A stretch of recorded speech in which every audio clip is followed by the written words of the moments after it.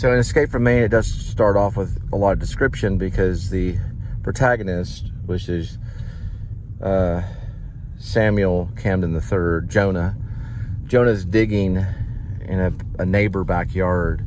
So it's the neighbor of Stephen King's house, and he's digging in the backyard to dig a tunnel into Stephen King's basement to steal a story that Stephen King wrote called The Glass Floor, I believe is the name of it. His first commercial book, which in the story, there's a rumor it's kept in the writing room and a wood panel of the floor underneath his writing desk, which, you know, probably isn't true, but in the story it is. He digs a tunnel, you know, and it goes into like the ages of Vietnam. You can hear like Vietnam above the tunnel and stuff at times. He's tunneling through to get to Stephen King's house. That's just part of the book, though. It's more of a dream sequence. He's working in a wood mill in Guilford, Maine. He has to talk real loud like this. Hey, you know, I don't really know, like, where's a good place to go out at night? You know, and they're all talking real loud over the equipment. They say different things to each other and talk about Maine kind of stuff. This is called Ephraim right here. It's another name for Abraham. That road right there. It's kind of a book about writing, and you know, of course, it's going to have descriptions, but yeah. So it's surrounded by a character named Jonah Samuel Camden III, and he doesn't know Stephen King, but he sees him one night in the middle of the road, and Stephen King's naked, gutting a moose, and he helps him get back home to Bangor. That's kind of a semi-dream sequence in a way. The whole movie's kind of in a dream, and it's like there's a blizzard that comes through, and he's writing a book called Escape from Me, which is initials for Maine, trying to get back to Texas.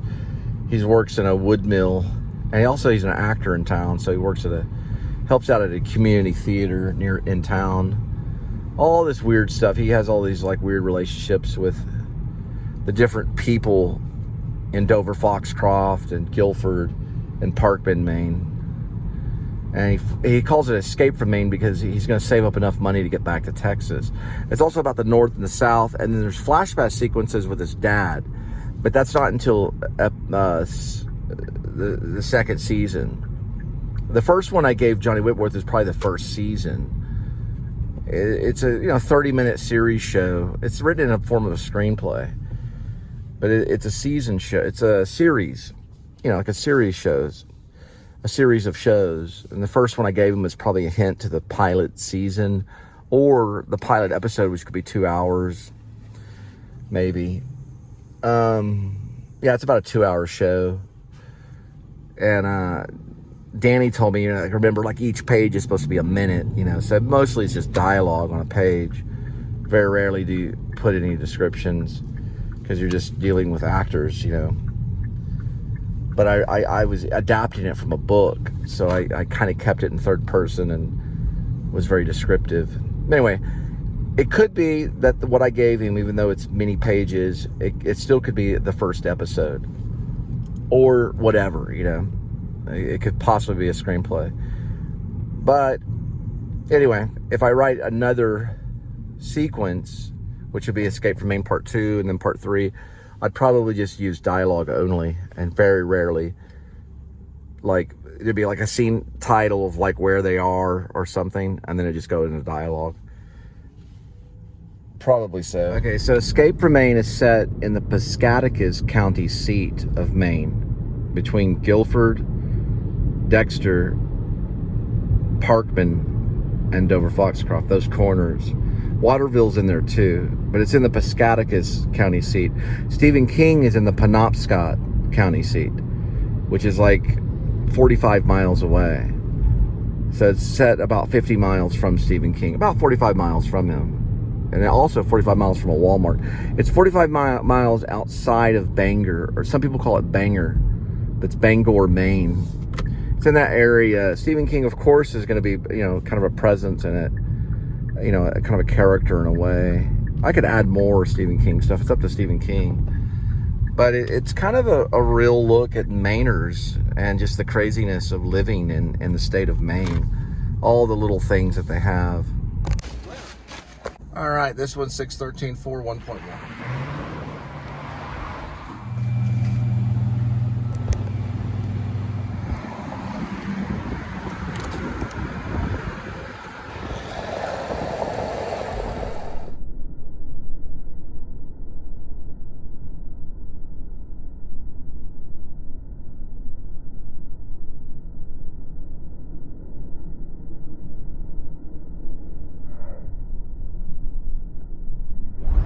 It's right next to Monticello. There's a little dive right there. And then Monticello's right there. It's just flat top. Very similar to where I was, but not as nice. I don't know if they have a pool or not. They might, but they're okay. Pricing's a little, yeah, they're kind of in the middle. 2 bedrooms, things like that. I think maybe washer dryer hookup. I don't know for sure. This neighborhood's beautiful right here. Yeah. Like every house around here is like really super nice. Even this one right here. Just always get them as a mistake. These guys are okay. Just really tough. Usually on moving day, I usually take the day off, but lately it's been a back-to-back kind of thingy. And I've been kind of getting it in little bits and pieces, so it's the best way to do it. I usually spend 15 days moving. This one will be a little bit different. All right, 638-14, 5.5. Yeah, usually I spend like 15 days moving, but this one's gonna be quicker, so way less than that. But I also was moving from a different distance. So when I moved from Carrollton, right next to Dallas, to Fort Worth, that took 15 days total of pretty much getting everything to the very last point. If the distance is shorter, then you could do it in a few days, you know, probably maybe like a weekend or something like that. Yeah, there was an old school PC game called The Land of the Lounge Lizards. Look it up. Or the Land of the Lounge Lizard. You could play it on PC. They also had a skateboard one that was older, and they had a surfing one. The surfing one was pretty popular. It was a surfing game. This was like 1985-ish to 86-ish. Remember, the internet came out like in 1980-ish. Probably like 1982 when businesses started using it. It didn't get popular with the public until after 1995. But one of the first PC games was called Land of the Lounge Lizard. The actual real name of the PC game was Larry in the Land of the Lounge Lizard. So the Leisure Larry in the Land of the Lounge Lizard was developed in the 80s. It was a PC game. So the full title was Leisure Suit Larry in the Land of the Lounge Lizard. And it was kind of a game about this guy just kind of walking around doing these weird things. It was a PC developed in 1987, a PC game software. Leisure Suit Larry in the Land of the Lounge Lizard. Full title, 1987 PC software. Leisure Suit Larry in the Land of the Lounge Lizards. That's the title. It's got a long one. 1987, and it wasn't really role-playing. It was kind of hard to describe the game. There was a lot of fun ones on PC, but this was back when they had floppy drives. You don't even know what a floppy drive is, but it's basically like, you know, it's like a little floppy drive that would go in, almost similar to what became the cartridge, and then later what became the, I guess you could call it the CD, compact disc, which later developed the computer, and now we use a lot of flash drives and streaming, you know. Flash drive is still popular because it's quick. You just plug it in the side of the computer, but they used to have this thing. Oh wow, the dinosaur thing blew down. They used to have like a like a floppy disk drive. This is back when I started doing code on a Radio Shack computer. It was the only way you could use the computer, was using code. You had to learn a little bit of code just to operate computers in the old days. Now you don't, but this was back in the day. So in Leisure Suit Larry, in the land of the lost, well, I'm sorry, wages, yeah. So in the story, well, it's a game, 1987. It was on Apple II, and they had it on other stuff. Leisure Suit Larry in the land of the lounge lizards. Okay, we'll just call it that.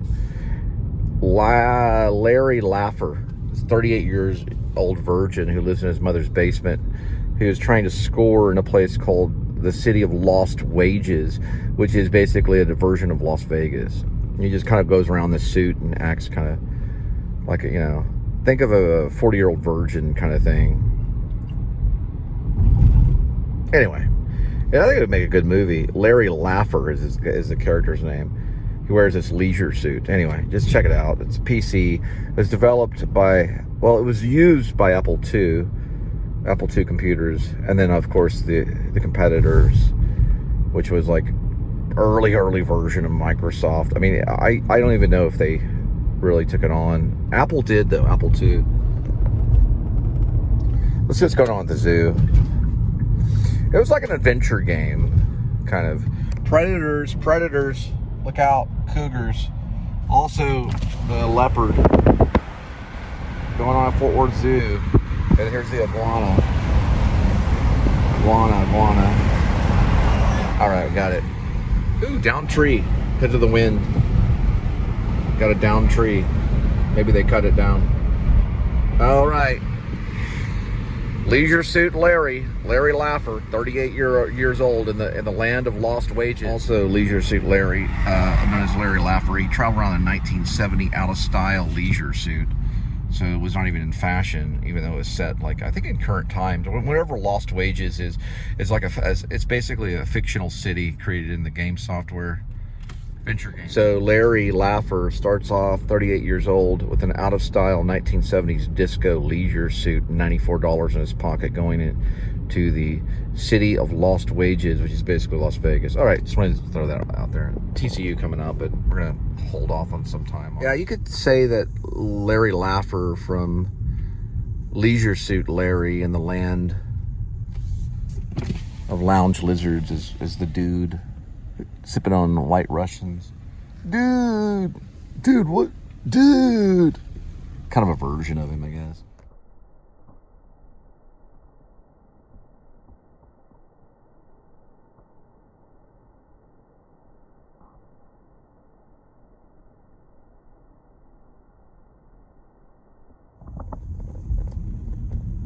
All right, so it's a TCU baseball game.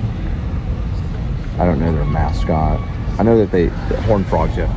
They use the Horned Frogs, but maybe they use it for the football, and they have a parking thing where they moved the football stadium to another area for parking issues. But with the baseball, they just all park, right there. Neighbors are like, great, Oh well. Dude.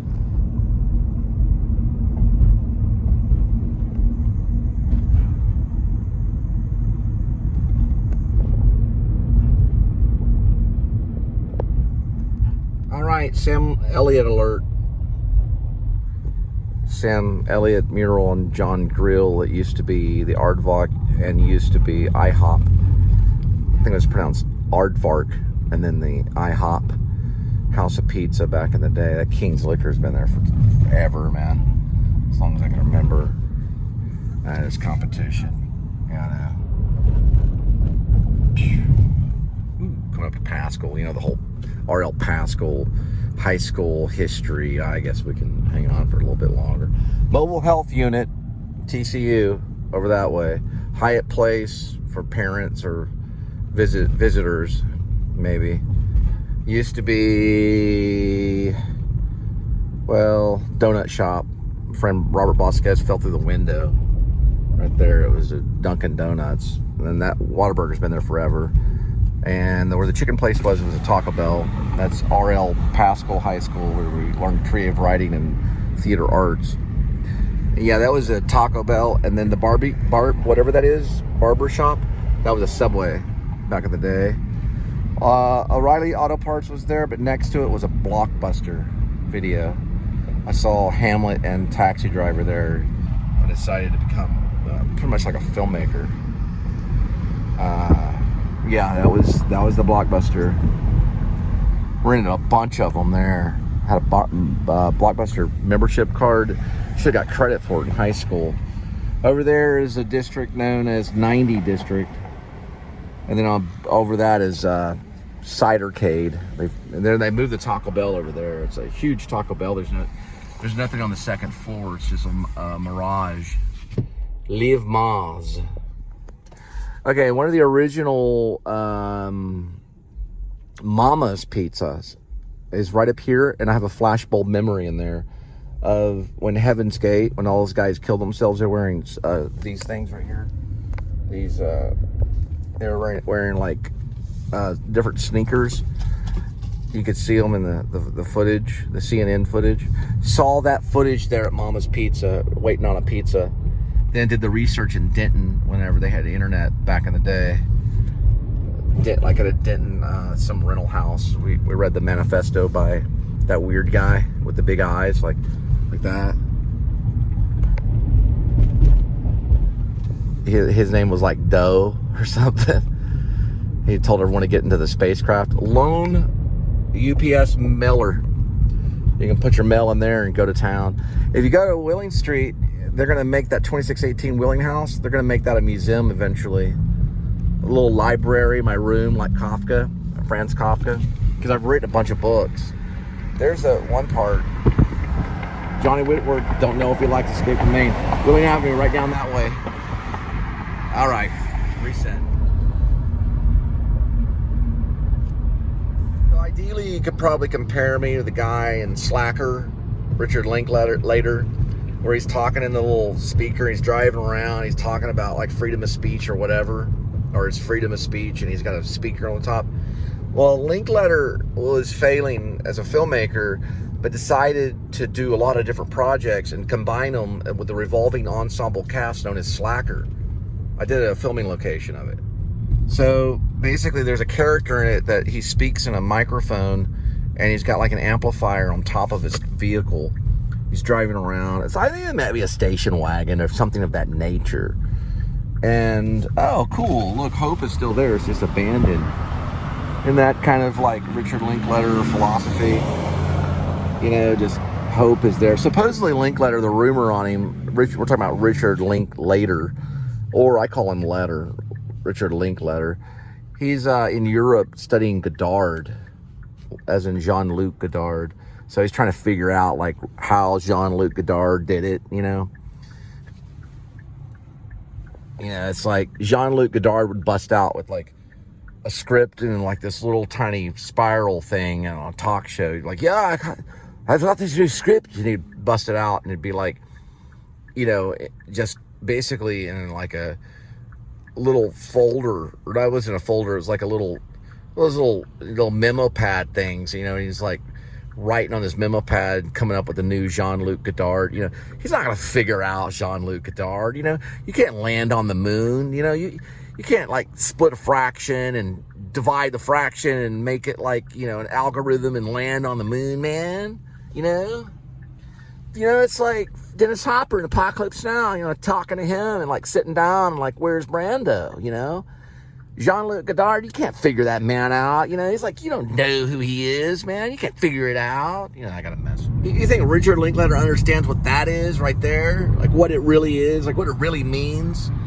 You know, like what is that? You know, like really what is it? You know, yeah, it's communication media, but like film is like this kind of thing, you know. It's like, it's all like online streaming, all craziness, and they got their 35 millimeter film rocking back and forth, you know, like it's some kind of Eastern wall that they're praying to, the cellular film. And David Lynch is over there saying, hey man, I'm okay with the digital.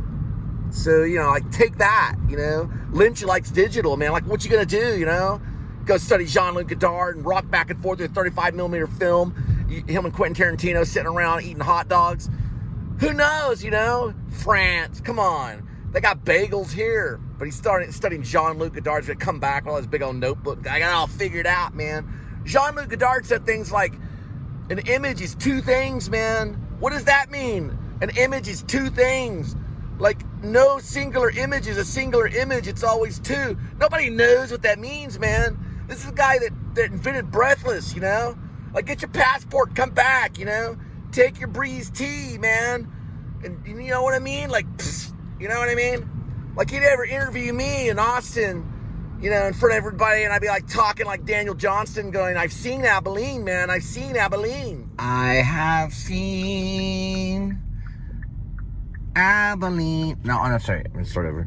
I have been to Abilene.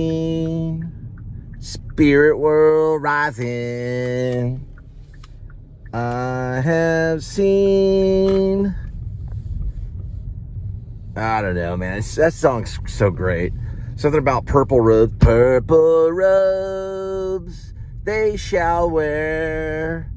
The devil has Texas. Nobody understands that, man. Well, he doesn't say the number 6 in it. He does say the number 7. But he says, the numbers on their forehead and hand. The devil has Texas. Ooh, we got one right here. Banded structure. It'd be weird if the pizza was going there. Oh, I see. Yeah, I see now. Okay, we're good. It's over slightly in Rosedale. Okay. Ooh, look at that. The wind's got that one going on. Oh man, Apocalypse Now all the way, man. Blue Steel.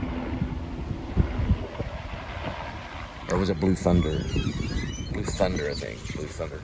With Schreider, Roy Schreider. I missed it.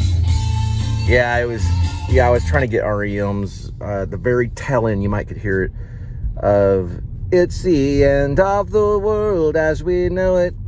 But it starts with an earthquake, birds and snakes, an airplane. Lenny Bruce was not afraid. I am a hurricane. Listen, that's just eye of the hurricane. Listen to yourself churn, looking for him and porn tosh, Schwarzenberg, return. Listen to yourself churn, walk into your uniform, blah, blah, blah, blah. Oh, I knew a dude back in the day. He knew every single line to it, every lyric. It starts with an earthquake, birds and snakes, an airplane. Lenny Bruce was not afraid. I am a hurricane. Listen to yourself churn. And then it goes on, and it's like, slice and burger, return, listen to yourself churn, walk into your uniform, and blah, blah, blah. And it just goes on and on and on, yeah. It's the end of the world as we know it. It's the end of the world as we know it. It's the end of the world as we know it. And I feel fine. Broken toilet. Ooh, look at that dog. Oh, man, he looked cute. He's just sitting there chilling. They'll protect the owners. Well, I made up porn tosh for it. Just back in the day, it was harder to get lyrics. You had to buy the album. So if you listen to it on the radio, you know, I heard porn tosh Slicenberg, which I don't know what that is. Porn tosh Slicenberg, porn tosh Slicenberg. Listen to yourself churn, walk into your uniform. That was a section too. I only memorized sections of it. So I remember the beginning. It starts with an earthquake, birds and snakes, an airplane. Lenny Bruce was, well, it's actually, it starts with the, okay. It starts with an earthquake, birds and snake, and airplanes. Lenny Bruce was not afraid. Eye of a hurricane. And I think listen to yourself churn, walk into your uniform. I think the other part was porn tosh Slicenberg, return, listen to yourself churn, walk into your uniform, something of that kind of thing. I'll have to listen to it again. I'm going to listen to it. All right, I got the info from the net. That's great. It starts with an earthquake, aeroplane. Lenny Bruce was not afraid. eye of the hurricane. Hey, look at this mural right here. Listen to yourself, churn, walk into your uniform and blah, blah, blah. Then Slicenberg, return, listen to yourself. It's I say porn tosh, Slicenberg, return. Listen to... Anyway, that's what I have. So, you know, I'm sure there's more. Michael Stipe wrote it. So what's the difference? At least that one. Maybe like top 10, top 20 songs of all time, maybe. The Government for Hire in a Combat Site. They were kind of a hippie band a little bit. Maybe not really. It is a brilliant song. I say, you know, one song of the century was John Lennon's "Imagine." That was the song of the century. Now we're in a new century, but I guess it got beat out. You know, John Lennon beat out REM. You know, this is a new century, so we're going from 2000 to, well, we went, yeah, wow. So we left the 1900 going into the 20th century. Now we're in the 21st century, competing for the best song of that century. You know.